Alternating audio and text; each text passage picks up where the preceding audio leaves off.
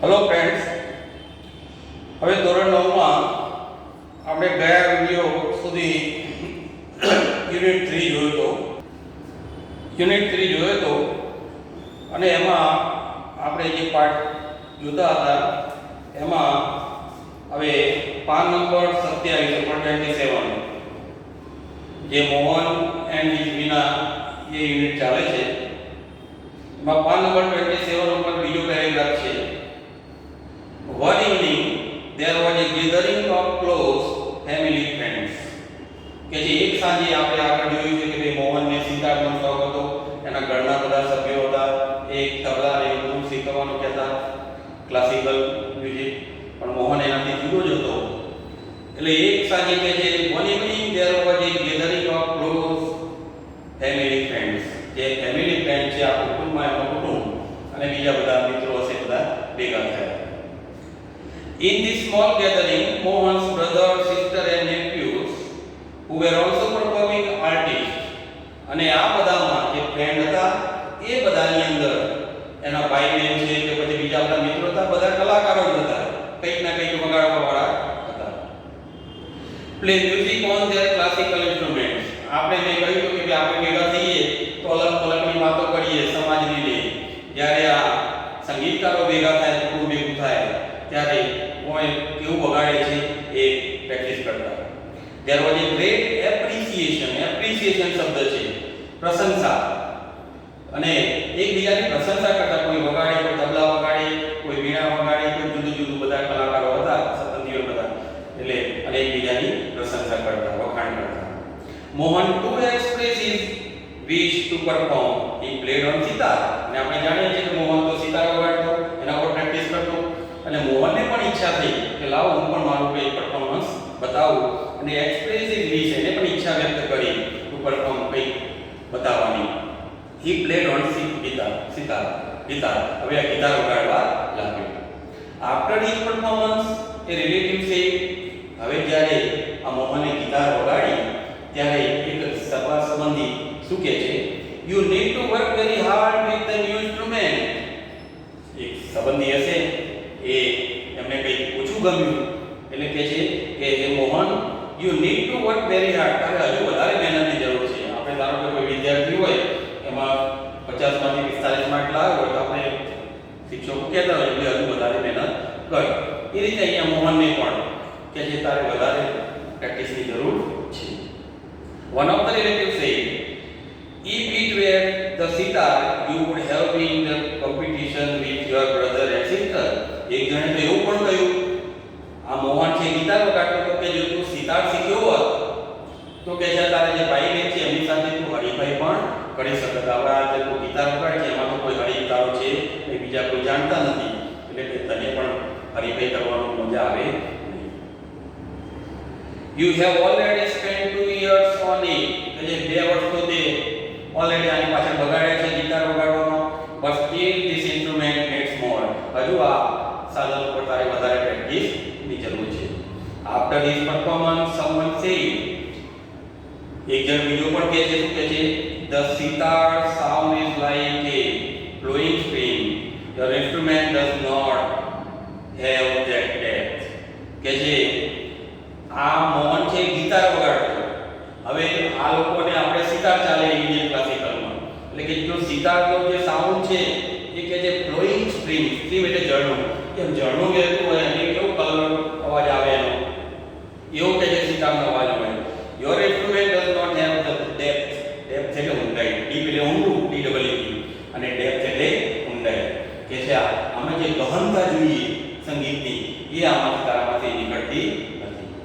Yet another said, your brother plays the violin. His suud and taal are so beautiful. કે જે તારો ભાઈ છે એ વાયોલિન વગાડે છે અને એના જે સાઉન્ડ, એના જે સૂર છે અને તાલ છે કે જે ખૂબ સુંદર છે. What are you doing with this instrument? આ સાધન તું ક્યાં લઈને મંડી પડ્યો છે કે છે. Mohan was depressed and cried for the whole night. હવે આવું જ્યારે કર્યું, અપમાન કર્યું એનું, એટલે મોહનને ખોટું લાગ્યું. બધા એવું કહ્યું કે આ તો હજી કંઈ બહુ મજા આવતી નથી,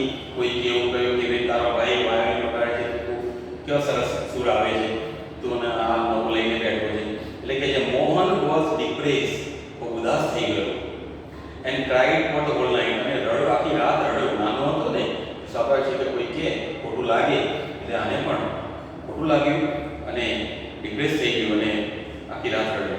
He had already given 2 years of his life to this instrument.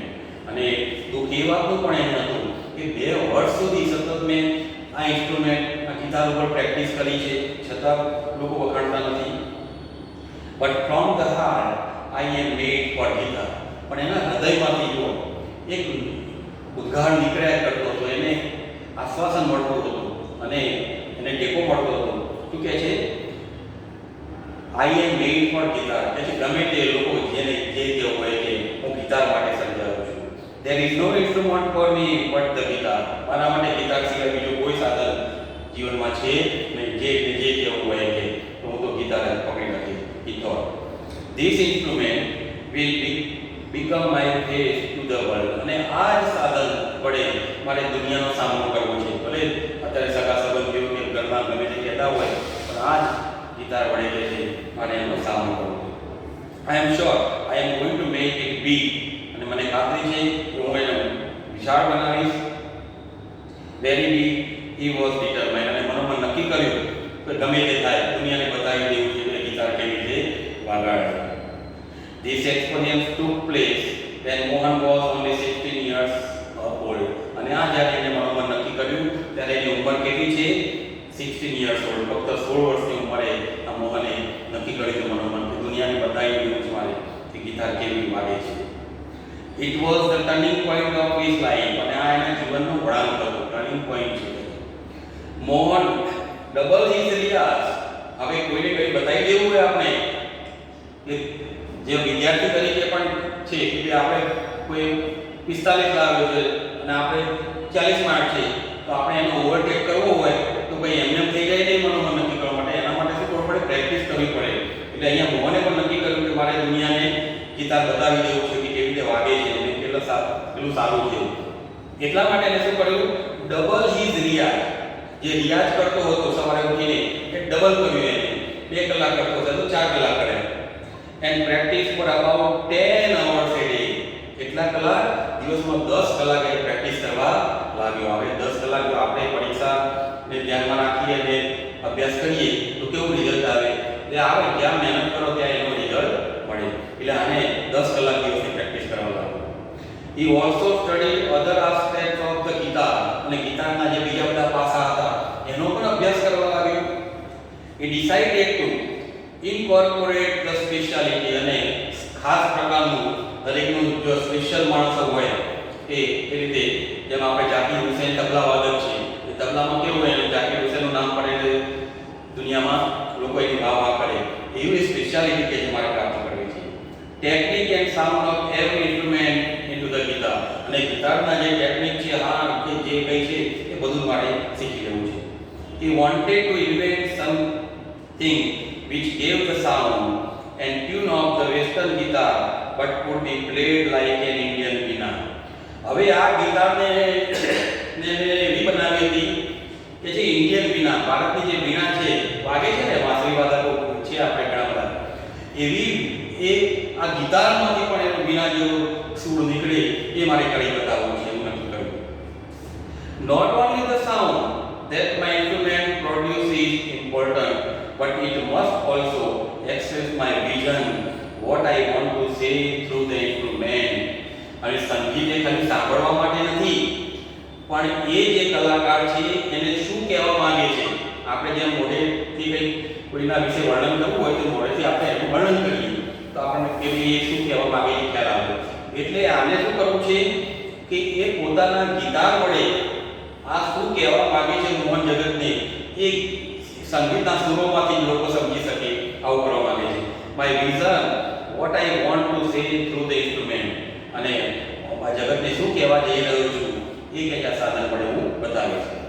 He said to himself, and finally with untiring effort and understanding of rags he created the wonderful Mohan Veena.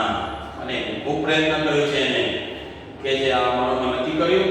અને અનટાયરિંગ એફર્ટ શબ્દ છે. ટાયરિંગ એટલે થાકેલું, અનટાયરિંગ થાક્યા વિના સતત, અને effort એટલે પ્રયત્ન. એના પ્રયત્નના પરિણામે અન્ડરસ્ટેન્ડિંગ ઓફ રાગ અને જે ગિટાર છે એમાંથી વિના જેવો રાગ કાઢવો છે. he created a wonderful Mohan Veena.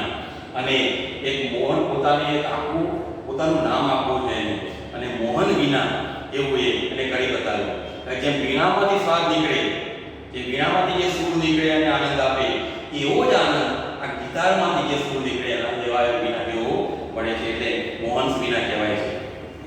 The world knows Mohan as Pandit વિશ્વ મોહન ભટ્ટ, અને આજે એના પ્રયત્નના પરિણામે આજે દુનિયા એને પંડિત વિશ્વ Mohan Bhatt winner of the Grammy award, અને એને પોતાની મોહન વીણા એવી બનાવી અને એમાંથી સૂર લહેરાવા લાગ્યો એટલે જગત આજે છે એને મોહન ભટ્ટ અને પંડિત કહીને બોલાવે છે. અને એને કયો ગ્રેમી એવોર્ડ છે, સંગીતમાં ગ્રેમી એવોર્ડનું મહત્વ હોય છે, એ ગ્રેમી એવોર્ડ પણ એને પ્રાપ્ત કર્યો. I just follow my heart's passion and here I am, કે જે મેં તો ફક્ત મારા જે હૃદયમાં જે ઉમળતું હતું એને જ અનુસર્યું કે આઈ just follow my heart's passion, મારા હૃદયમાં જે આવેગ હતા એને અનુસર્યો. એન્ડ હિયર આઈ એમ, અને આજે જુઓ કે હું વિશ્વમાં પંડિત વિશ્વ મોહન ભટ્ટ અને મોહન મારી વિના એ નામે પ્રસિદ્ધ થયો છું. Said Mohan at the award ceremony in 1993, અને 1993 માં જ્યારે એવોર્ડ લેવા ઊભો થયો એવોર્ડ પ્રાપ્ત કરવા માટે, ત્યારે આ એના શબ્દો છે. કયા શબ્દો હતા એના? I just follow my heart passion and here I am. આ રીતે મોહને કરી બતાવ્યું કે ભાઈ ગિટાર આપણું ઇન્ડિયન નહોતું છતાં પણ ઇન્ડિયન ઇન્સ્ટ્રુમેન્ટ તરીકે એને આ કરી બતાવ્યું. આ રીતે આપણે આ અહીંયા પાઠ પૂરો કરીએ છીએ. હવે પાછળ પાન નંબર 28 ઉપર એને એક્સરસાઇઝ આપી છે, એટલે તમે હવે આ જે લેસન છે એ ગાઈડમાં જોઈ અને એક્સ્ટ્રેક્ટ આપેલા હોય એના નીચે સવાલો આપેલા છે, સવાલ જવાબ એ બધા જ આપણે જે ના લખ્યા હોય તો લખવાના છે કમ્પલસરી નોટમાં. હવે એની એક્સરસાઇઝમાં પાન નંબર 28 કરો.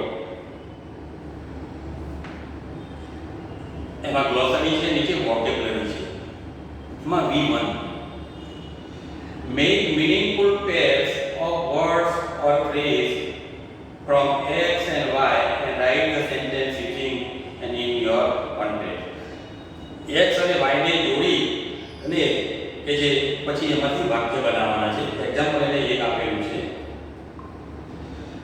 I tried my hand at the violin. એટલે tried hand તો એનો C છે એની સામે at the violin, એટલે પહેલાની સામે C આવશે. આપણે એનો એક્ઝામ્પલ તો એને આપેલું છે I tried. તમારે તમને મનગમતા હતો જે રાઈટમાં આપણે એ પ્રમાણે વાક્યો લખજો. હવે બીજું played practice, the played practice, તો એની સાથે જોડાશે D ગીતા અને પછી એનું વાક્ય લખો. ગેધરિંગ ઓફ ફેમિલી મેમ્બર્સ, ત્રીજાનો E, બીજાનો D, ત્રીજાનો E. Turning point of life, જીવનનો જે વળાંક લાઈફ B. પછી શેપ ધ બિલીફ અને એક્સપ્રેસ હિઝ વિઝન, એક્સપ્રેસ છઠ્ઠાની સાથે A અને પાંચમામાં F. હવે V2, હવે V2 માં complete the email using words in the bracket. હવે પરીક્ષામાં આપણે ઈમેલ પૂછાય છે, પહેલી પરીક્ષામાં નહોતી પૂછાતો, બીજી પરીક્ષામાં એટલે આપણે તો હવે સમય થઈ ગયો છે એટલે ઈમેલ રાઇટિંગ આવે છે.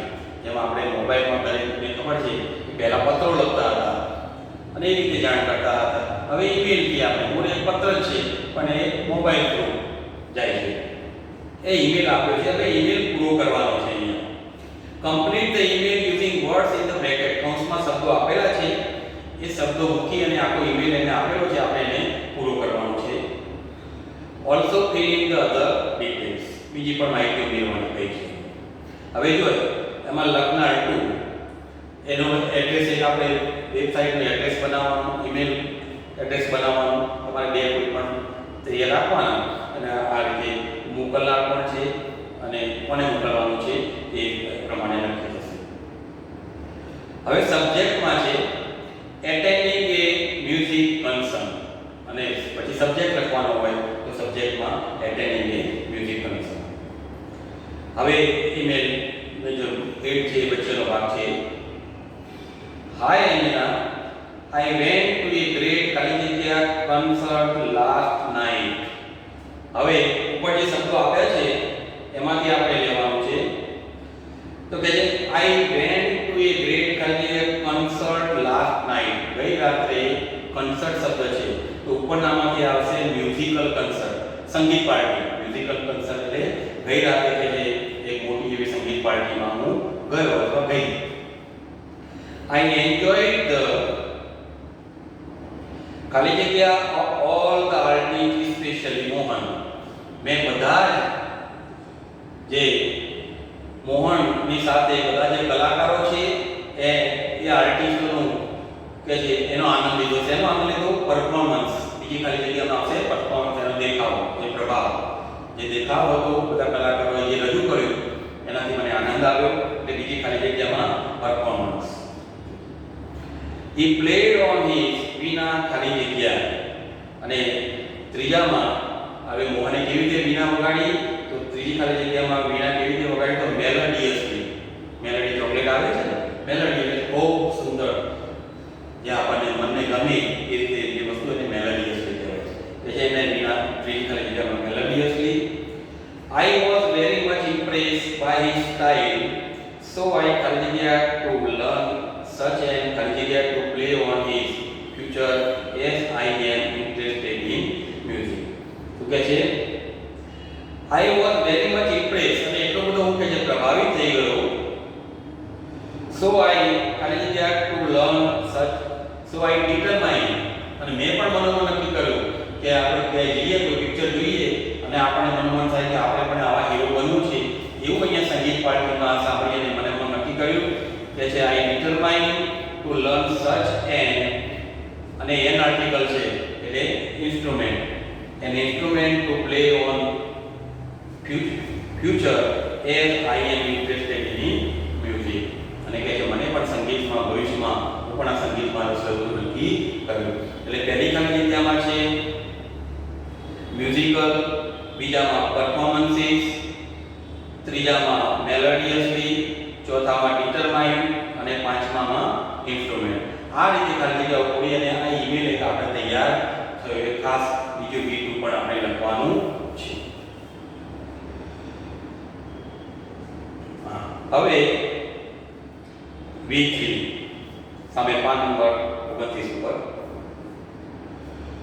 Underline the word with the nearest meaning. સમાનાર્થી શબ્દો અહીંયા જે આપણે પહેલા આપ્યા છે incorporate, aspect, depress, approve, experiment અને ઇન્સ્ટ્રુમેન્ટ. આ જે વર્ડ્સ આપ્યા છે એના સમાનાર્થી શબ્દો ચાર સામે આપ્યા છે. ચારમાંથી એક એનો સિનોનિમસ એટલે નજીકનો નિયરેસ્ટ મીનિંગ સિનોનિમસ કહેવાય. એ આપણે શોધીને સામે સાચો લખવાનો છે. ચલો પહેલો શબ્દ છે ઇન્કોર્પોરેટ. તો એનો સમાનાર્થી કયો આવશે શોધી કાઢો, પ્રયત્ન કરો. ઇન્ક્લુડ. ઇન્કોર્પોરેટ એટલે ઇન્ક્લુડ, એનો સમાનાર્થી યાદ રાખજો. બીજો શબ્દ છે આસ્પેક્ટ. તો એનો નિયરેસ્ટ મીનિંગ આવશે ફીચર, ફીચર, લક્ષણ. આસ્પેક્ટ એટલે પાસા, કોઈ પણ વિષય હોય એના પાસા હોય તો ફીચર. ત્રીજો શબ્દ છે ડિપ્રેસ. ડિપ્રેસ થઈ જવા માટે છે, ડિપ્રેસ થઈ જતા. તો એના માટે શબ્દ છે ઇન્ક્રીઝ, એક્સપ્રેસ, રિજેક્ટ અને સેડ. ડિપ્રેસ થઈ જાય માણસ એટલે શું હસતો રહે ના, ઉદાસ થઈ જાય. તો કયો શબ્દ આવશે સેડ, એસએડી, સેડ, ઉદાસ. સેડ એનો નિયમ છે. પછી છે એપ્રૂવ. તો એપ્રૂવ એટલે મંજૂર કરવું. તો અહીંયા એપ્રિશિએટ. એપ્રૂવ નું નિયરેસ્ટ મીનિંગ થાય એપ્રિશિએટ, પ્રશંસા કરવી. પછી જે પાંચમો શબ્દ છે એક્સપેરિમેન્ટ, પ્રયોગ કરવો. તો એનો સમાનાર્થી છે ટેક, ટ્રાયલ. અને છેલ્લો શબ્દ છે ઇન્સ્ટ્રુમેન્ટ, સાધન. ઇન્સ્ટ્રુમેન્ટ એટલે સાધન. તો સાધન માટે શબ્દ છે ચારમાંથી ડિવાઇસ, યુટેન્સિલ, બાઉલ અને સ્પેનર. તો ડિવાઇસ એટલે પણ સાધન. મોબાઈલ એક ડિવાઇસ છે, સાધન. એટલે પહેલામાં ઇન્કોર્પોરેટ તો ઇન્ક્લુડ, આસ્પેક્ટ તો ફીચર, ડિપ્રેસ તો શેડ, એપ્રૂવ એપ્રિશિએટ, એક્સપેરિમેન્ટ તો ટેક ટ્રાયલ અને ઇન્સ્ટ્રુમેન્ટ તો ડિવાઇસ. એ રીતે આપણે V1, 2 અને 3 આ ત્રણેય એક્સરસાઇઝ તમારે નોટબુકમાં કમ્પલસરી લખવાની છે. હવે એના પછીનો જે આગળ જે વિડિયો બનાવીશું આપણે એમાં આપણે આગળની એક્સરસાઇઝ જે કોમ્પ્રિહેન્શન છે C1 2 3 એ બધી જોઈ અને પછી લખવા આપીશું. એ પહેલા લખવાની હાલ નથી. તમારે ફક્ત V1 2 અને 3 પૂરી કરવાની છે. અને જે પાઠ જે ચાલ્યો એમાં જે વિદ્યાર્થીઓએ કદાચ ના શરૂઆત કરી હોય તો એક્સ્ટ્રેક્ટ એટલે શું કે પેરેગ્રાફ આપેલું હોય તો બે ચાર લીટી એના નીચેના સવાલ આપ્યા હોય અને જવાબ આપ્યા હોય એ ગાઈડમાં જોઈને જેટલા આપ્યા હોય કોઈમાં એક એક્સ્ટ્રેક્ટની નીચે 2 આપ્યા હોય કોઈ 3 આપ્યા હોય તો એવા 20 કે 25 જે સવાલ જવાબ થાય એ લખવાના. અને એના પછી એક્સરસાઇઝ V1 2 અને 3 આટલું કામ તમે કરજો. અને હવે આવતા લેક્ચરમાં આપણે આગળ C1 C2 એ પ્રમાણે એક્સરસાઇઝો જોઈશું. Thank you.